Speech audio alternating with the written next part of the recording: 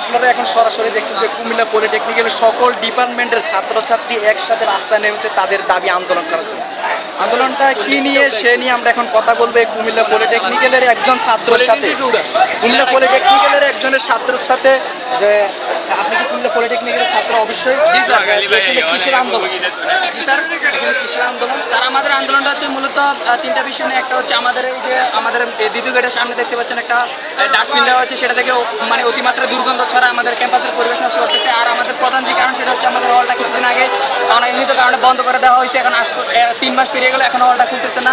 তো আমাদের মেন দাবি হচ্ছে হলটা খোলা হোক এবং হলের মধ্যে একটা ক্যান্টিন দেওয়া হোক। আমাদের ছেলেমেয়েরা যখন লাঞ্চের টাইমে খেতে হয় তাহলে আমাদেরকে অনেকটা হেঁটে গিয়ে তারপর খাওয়া দাওয়া করতে। তো আমরা চাচ্ছি যে আমাদের মেনুতে একটা ক্যান্টিন থাকতো, তাহলে আমরা সহজেই খাবার টাবার পেতে পারতাম এবং আমাদের হলটা করলে আমরা মানে উচ্চ হারে ভাড়া দিয়ে আমরা ওই মেসে বা অন্য কোথাও থাকতে হতো।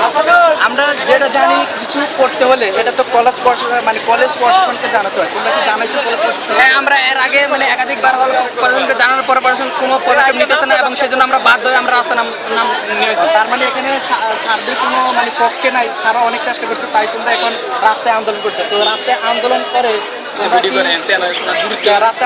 তোমরা যে এটা বাস্তবায়ন করতে পারবা, সে মানে তোমার পক্ষে কি এটা কি তোমরা বাস্তবায়ন করতে পারবা?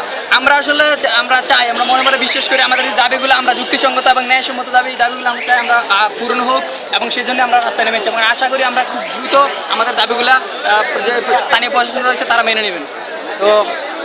তো আমি এখন কথা বললাম একজন কুমিল্লা পলিটেকনিক্যালের ছাত্রের সাথে। তো ছাত্রদের আন্দোলন যে কঠোর আন্দোলন, দেখা যাচ্ছে প্রত্যেকটা স্টুডেন্ট এখন রাস্তায় অবস্থান করছে। এখন দেখা যাচ্ছে যে কোনো গাড়ি ঘোড়া চলাচল নাই, সব অফ করে দিয়েছে।